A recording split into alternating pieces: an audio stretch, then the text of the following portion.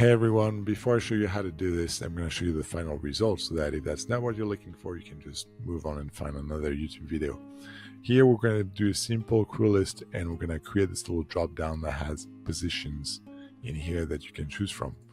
That's about it. Enjoy. So you can see it's completely blank. I haven't done anything and we're going to do it together. You'll be able to do it by the end. It's going to be awesome. First thing I'm going to do is just name my document. It's a crew list, and because of that, we're going to create a simple table to enter our information.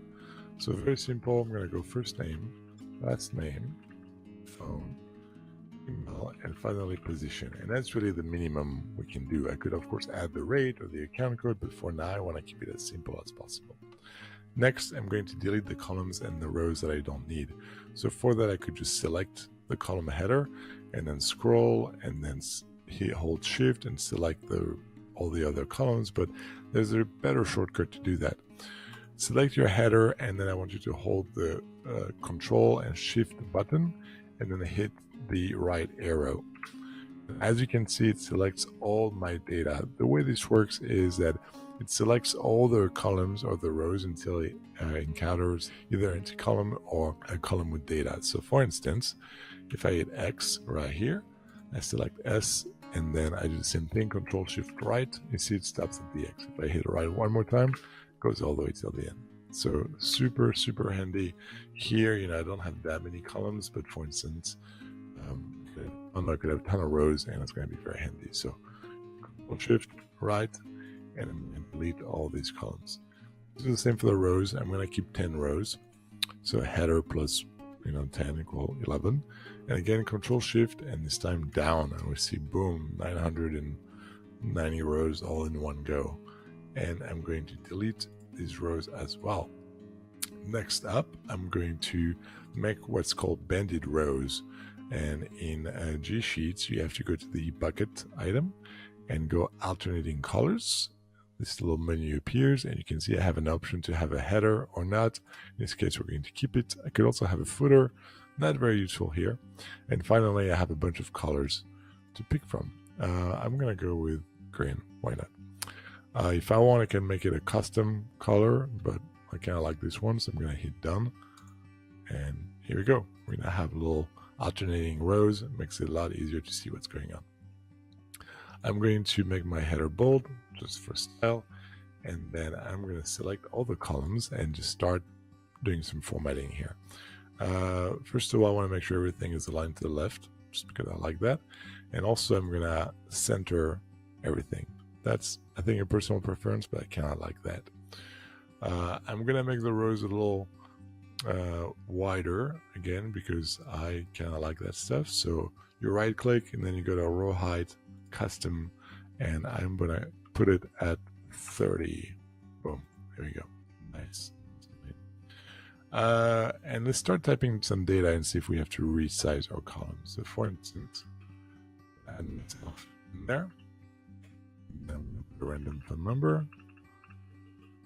Okay, so for now it doesn't really look like a phone number. We're going to fix that in a second. And then I'm going to put an email. And here we go. Gmail.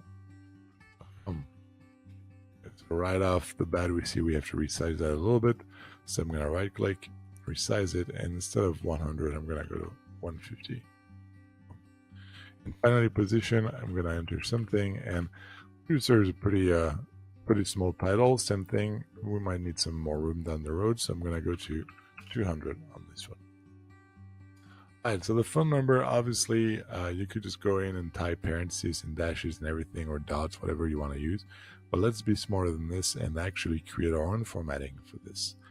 So I selected the whole column apart from the header, and I go to format, go to number, and you have a bunch of options. And you'll see that right here, I have the phone formatting. You probably don't see that because I had to create it and I use it pretty often, so it's always there. But if you go to more format and you go to custom number format, then you'll be given the option to do whatever you want. So for instance, here, we want to open parentheses, have 3 number, close it, space, and then the rest of our phone number. And you see, it just gives you a sample to show you what it's going to look like. I'm going to apply it, and here you go, magic. I have a phone number that is just perfectly formatted. And if I type a new one, Do the same thing again. Perfect. It doesn't really work if you have to paste information that already has dashes or dots in there, but at least when you're doing data entry from scratch, it's really, really helpful. So the next thing I want to do, and that's really the most important, it's a big lesson in this video, is I want to create drop-down menus for my positions. This way I can choose from something like a chart of account, for instance, or just a list of positions I use very often, and everyone that works the same position will have the same title, which makes it very easy down the road to match rates or account codes automatically. But that will be for another video. So by that, what I mean is, for instance, if you have a DP, it's not DP or director of photography, director of photo, whatever it could be, you just choose a term and use it consistently. So for that, we're going to do what's called data validation. Sounds like a big word, but really what it means is telling a cell that it can only accept a specific set of data. So data validation, that's very simple. The first step here is going to be to add a little sheet, and that sheet I'm going to be calling it positions. And in there I'm going to start typing my values. So producer, director, director of photography, then let's say camera up, sound mixer. I go back to my other tab, and why not, we're going to call it crew list, just to be cleaner. And again, I'm going to select everything here except for the header. I'm going to go to data, data validation, and then here you see I have a few options. I can choose a list from a range, or I can choose list of item, number, text, date, or custom formula. If I do list of items, for instance, I could be like writing my items one after the other. So director, DP, cam up, whatever. It'd be very, very long and very annoying to do, so we're not going to do that. But just know that it is a solution that exists where you only have a couple entries and you want to just go quick. Rather, we're going to do the list from a range. This means that I'm going to click the little icon right here to go select the range that I want to use for my data validation. So what are the accepted values for this column? So here it's asking me what data. I can go to positions and I can select all my cells here. To be smarter though, we're going to want to select the whole column. So just click the header and you see here it says position A to A, which means the whole column. I'm going to say OK. It comes back to the data validation menu and I'm going to hit save. I go back to my crew list and we see that I now have little arrows which are drop-down menus. Here we go, super simple. Let's see, it took us 2 seconds.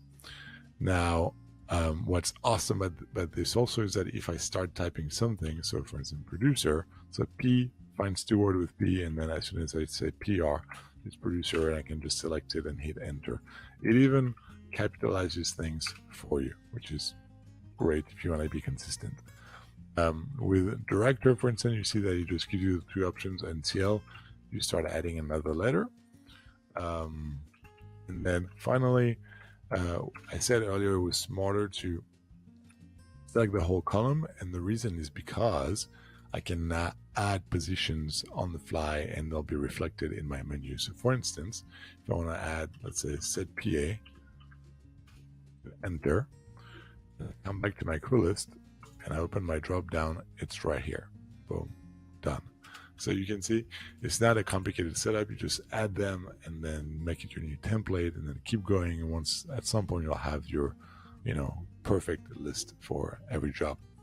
That's about it. I hope that this is helpful for you, and feel free to ask me any questions or let me know if you'd like to know about another subject.